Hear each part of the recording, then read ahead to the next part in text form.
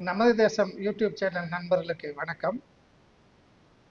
நண்பர்களே, இன்று நமது நேவி அதிகளவில் வார் கேம் செய்து வருகிறது. அரபிக்கடல் பகுதியில் பாகிஸ்தானை தாக்குவதற்காக முப்படைகளும் தற்போது தயார் நிலையில் உள்ளன. நமது நேவியில் இருக்கக்கூடிய கப்பல்கள் அனைத்துமே அரபிக்கடல் பகுதியில் இருந்து கொண்டு வார் கேம் என்ற போர் உத்தியில் ஈடுபட்டு கொண்டு மிசைல்களை அனுப்பி சோதனை செய்வதிலும் தன்னுடைய சிஸ்டம் முழுவதும் நல்லபடியாக இயங்குகின்றதா என்பதனை சோதனை செய்வதிலுமே மிக முக்கிய குறிக்கோளாக நமது நேவி ஈடுபட்டு வருகிறது. அதே போன்று நமது விமானப்படையும் விமானங்களிலிருந்து மிசைல்களை மலைப்பகுதியிலும் தரைப்பகுதியிலும் செலுத்தி சோதனை செய்து வருகிறது. அது மட்டும் இல்லாமல் அதிக தூரம் பறந்து நமது விமானங்களின் தன்மையை சோதனை செய்து வருகிறது, அவற்றை ரெடி செய்து வருகிறது என்றே கூறலாம். நண்பர்களே, பாகிஸ்தான் பெரும்பாலும் சீனா நாட்டின் நேவிகேஷன் சிஸ்டத்தை பயன்படுத்துகிறது. நேவிகேஷன் சிஸ்டம் என்றால் ஜிபிஎஸ் சிஸ்டத்தை பயன்படுத்தி கப்பல்களை இயக்குவது, எந்த இடத்திற்கு வேண்டும் என்று குறிப்பாக அந்த இடத்திற்கு அனுப்புவதைத்தான் நேவிகேஷன் என்று கூறுகிறோம். இதை விமானத்தையும் நேவிகேஷன் என்று கூறலாம். கப்பல்களும் இந்த ஜிபிஎஸ் நேவிகேஷனை வைத்து தான் செல்கிறது.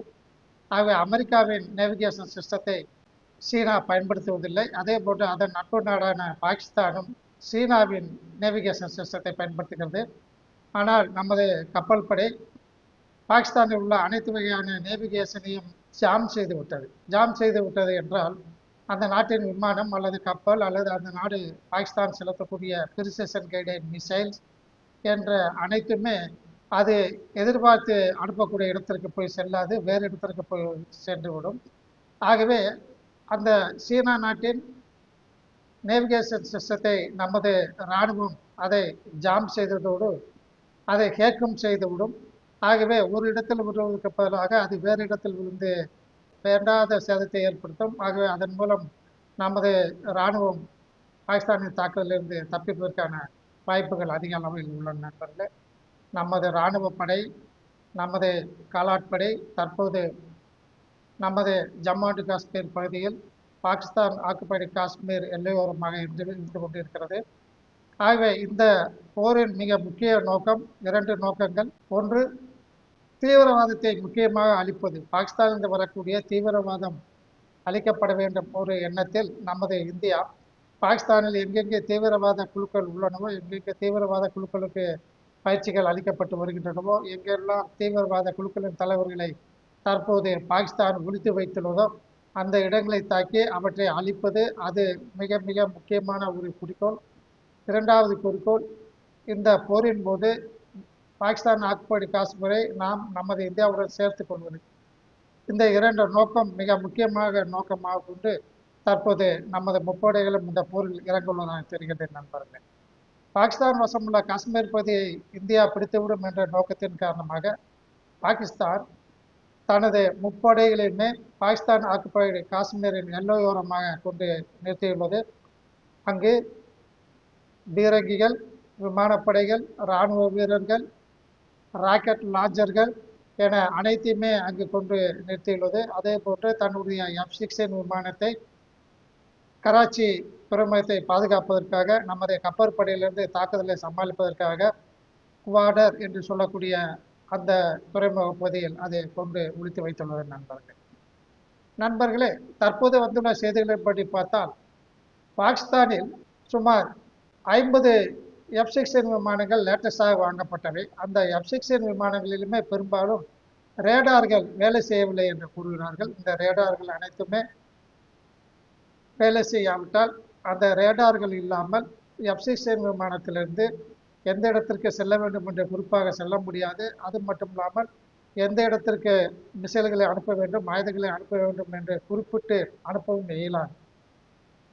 அதே போன்று JF-17 என்று சொல்லக்கூடிய விமானங்களில் பெரும்பாலான விமானங்கள் உடைந்து விட்டதாகவும் அவையெல்லாம் கலற்றி அதனுடைய பாகங்கள் தனித்தனியாக வைக்கப்பட்டுள்ளதாகவும் இனியும் அவற்றை பராமரிக்கும் பணி முடிக்கப்படவில்லை எனவும் தகவல்கள் வந்து கொண்டிருக்கின்றன.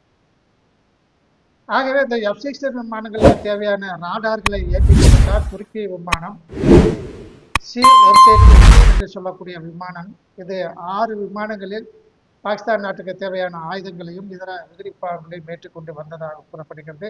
ஆனால் துருக்கி இதை முழுமையாக மறுத்து வருகிறது.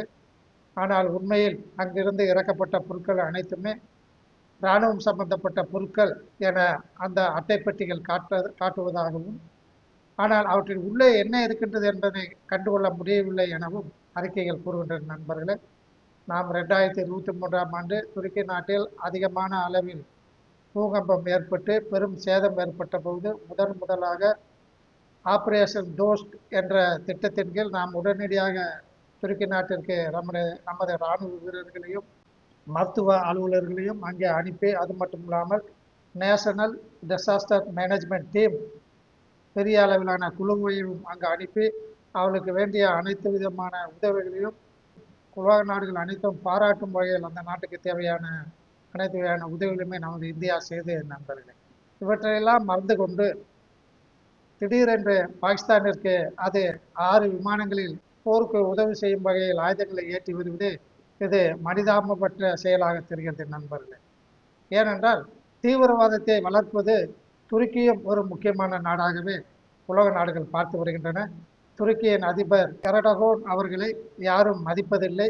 அவர் பேசுவதை எந்த வகையிலும் நம்ப முடியாத ஒரு நபராக அவர் கருதப்படுகிறார். பாகிஸ்தானுக்கு ஒரு தீவிரவாத நாட்டிற்கு சப்ளை செய்து அந்த நாட்டினை ஊக்குவிக்கிறார் என்றால் அந்த துருக்கி நாடும் அதோடு சேர்ந்த ஒரு தீவிரவாத நாடுதான். அதே போன்று சீனாவும் தீவிரவாதத்தை வளர்க்கக்கூடிய நாடுதான். ஏனென்றால் ஒருமித்த கருத்து உள்ளவர்கள்தான் நண்பர்களாக ஆக முடியும்.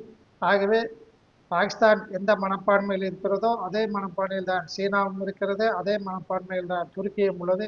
ஆகவே இவர்கள் எல்லாமே ஒன்று சேர்வதில் தவறில்லை நண்பர்களே. இவர்கள் எல்லாமே மக்களுக்கு தீமை செய்யக்கூடியவர்கள். தான் மட்டும் வளர வேண்டும், தன்னுடைய குடும்பம் மட்டும் வளர வேண்டும், தான் மட்டும் அதிகமான நிதியை சேர்த்து அயல்நாடுகளுக்கு கொண்டு சேமிக்க வேண்டும். நாட்டு மக்கள் எவ்வகையில் கெட்டு போனாலும் நமக்கு அதை பற்றி கவலையில் என்று சந்தோஷமாக இருக்கக்கூடிய நபர்கள் தான் தற்போது பாகிஸ்தானிலும் சீனாவிலும் துருக்கியிலும் ஆண்டு கொண்டு வருகிறார்கள் நண்பர்களே. இவர்கள் நாடு நிச்சயம் அழியப்போவது உறுதி என்பது கண்கூடாக தெரிகிறது. ஏனென்றால் ஸ்ரீலங்காவில் சுமார் 2-3 வருடங்களுக்கு முன்னால் அங்கே ராஜபாக்சே குடும்பத்தை சேர்ந்தவர்கள் பல வருடங்களை ஆண்டு அவர்கள் சீனாவிடம் இருந்து ஏராளமான உதவிகளை பெறுகிறோம் என்று கூறிக்கொண்டு சீனா தரக்கூடிய நிதியை பெரும்பாலான நிதியை எடுத்து அயல்நாடுகளுக்கு கொண்டு அவர்கள் பெயரில் வைத்துக்கொண்டு அந்த நாட்டு மக்கள் சாப்பிடுவதற்கு உணவுப் பொருள் இல்லாமல் கஷ்டப்படும் நிலைமைக்கு ஆளாக்கிய அந்த ராஜபக்சே குடும்பம் இன்று மறுபடியும் கொஞ்சம் கூட வெட்கப்படாமல் தற்போது நடந்த எலெக்ஷனிலும் நின்றார்கள். அந்த நாட்டு மக்கள் அவர்களை எவ்வாறு ஓட விரட்டினார்கள் என்பதை மறந்துவிட்டு மறுபடியும் ஸ்ரீலங்காவுக்கு வந்து அந்த நாட்டில் எலெக்ஷனில் நிற்கிறார்கள். இவர்கள் எல்லாம் மனிதர்களாக சேர்க்கக்கூடிய ஆட்களே இல்லை நண்பர்களே. அதே போன்று பாகிஸ்தானிய மக்கள் சுமார் 75 கோடி மக்கள் அல்லல் படுகிறார்கள். சாப்பிடுவதற்கு உணவு இல்லை. 1 லிட்டர் பெட்ரோல் 256 ரூபாய்க்கு மேலே விற்கிறது. ஒரு பன் நம்ம நாட்டில் 5 ரூபாய் இந்தியாவில், ஆனால் அங்கே 60 ரூபாய் 70 ரூபாய் என்று ஒரு பன் விற்கிறது டீ கடைகளில். இவ்வாறு அல்லல் பட பாகிஸ்தான் மக்களை விட்டுவிட்டு இந்த இராணுவ வீரர்களும் இராணுவ அதிகாரிகளும் அங்கு ஆட்சி செய்யக்கூடிய அரசியல் கட்சி தலைவர்களும் அந்த பாகிஸ்தானை ஒன்று விடாமல் ஆக்கி அதில் உள்ள வளங்களை எல்லாம் சுருட்டி கொண்டு சென்று விட்டது அந்த நாட்டு மக்களை ஏமாற்றக்கூடிய ஒரு சூழ்நிலை அல்லவா. அது மட்டும் இல்லாமல் நமது நாட்டினை வெறுப்பதற்காக, நமது நாட்டினை தொந்தரவு செய்வதற்காக தீவிரவாதிகள் அனுப்பக்கூடிய அந்த நாட்டிற்கு துருக்கி, சீனா போன்ற நாடுகளும் அஜர்பைஜான் போன்ற நாடுகளும் உதவி செய்வது இது இயற்கை என்ற ஒரு தெய்வம் நிச்சயம் பொறுத்துக்கொள்ளாத நண்பர்களே. அதே போன்று அமெரிக்காவையும் நாம் நம்ப முடியாது. அவர்களும் ரவுடித்தனம் செய்யக்கூடிய ஒரு கண்ட்ரி. அந்த நாடும் பிற நாடுகளை மிரட்டி வரக்கூடியது. அவர்கள் சொல்வதை கேட்காவிட்டால் அவர்கள் உடனே மிரட்ட ஆரம்பிப்பார்கள். தற்போது உக்ரைன் அதிபர் திரு ஜெலன்ஸ்கி அவர்களும் ட்ரம்ப் அவர்களும் பேச்சுவார்த்தை நடத்தியபோது 2-3 மாதங்களுக்கு முன் அங்கேயே இருவரும் கட்டி புரண்டு விடுவார்கள் போன்று தெரிகிறது. அந்த அளவிற்கு ஜெலன்ஸ்கியை அனைத்து ஊடகங்களும் வீடியோ எடுத்துக் கொண்டிருக்கும் போது செய்வதா அந்த ட்ரம்ப். அதே போன்று துணை அதிபர் திரு வான்ஸ் அவர்களும் சேர்ந்து கொண்டு ட்ரம்ப் அவர்களும் சேர்ந்து கொண்டு திரு ஜெலன்ஸ்கியை மிரட்டியதை நீங்கள் பார்க்கலாம். ஜெலன்ஸ்கி அவர்கள் அமைதியாக தன் நாட்டை ஆண்டு கொண்டிருக்கும் போது இந்த பைடன் அவர்களும் மற்றும் பிற அமெரிக்காவை சேர்ந்த அதிகாரிகளும் அவருக்கு ஆசை காட்டி அவரை நேட்டோ நாடுகளில் சேரும்படியும் ஐரோப்பா கண்டத்தில் சேரும்படியும் ஆசை காட்டி அவருக்கு ஏராளமான உதவிகளை செய்கிறேன் என்று கூறிக்கொண்டு ரஷ்யாவுக்கு எதிராக போரிடும்படி அவர்களை தூண்டிவிட்டு தற்போது அல்லல் படுகிறார் அந்த ஜெலன்ஸ்கி அவர்கள். ஆகவே இவ்வாறு உலகில் உள்ள மக்கள் அனைவருமே இயற்கை என்ற கடவுளால் படைக்கப்பட்டவர்கள்.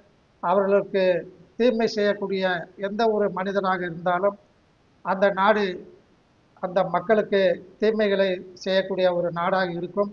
ஆனால் அந்த நாட்டு தலைவர்கள் அழிந்த பின்பு அந்த நாடு பெருமளவில் முன்னேறக்கூடிய ஒரு நாடாக வரக்கூடிய வாய்ப்பு அதிக அளவில் உள்ளது நண்பர்களே. ஆகவே இந்த போரில் நமது இந்தியா நிச்சயம் வெற்றி பெறும். நாம் பாகிஸ்தானை வேண்டுமென்றே தாக்குதலுக்கு செல்லவில்லை.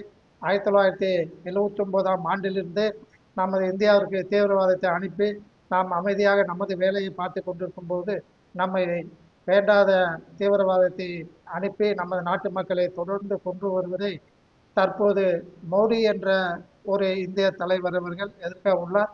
இந்த எதிர்ப்புக்கு நமது நாட்டு மக்கள் அனைவரும் ஒன்று சேர்ந்து நம்ம நாட்டிற்கும் நமது முப்படைகளுக்கும் ஒத்துழைப்பு வழங்கி இந்த போரில் நாம் அதிக அளவில் வெற்றி பெற்று இந்தியாவிற்கு நற்பெயர் ஏற்படுத்த வேண்டும் என்று இயற்கை என்ற கடவுளை பிரார்த்திப்போமாக. இத்துடன் நமது தேசம் யூடியூப் சேனல் இந்த வீடியோ செய்தியை முடித்துக் கொள்ளலாம். நன்றி, வணக்கம்.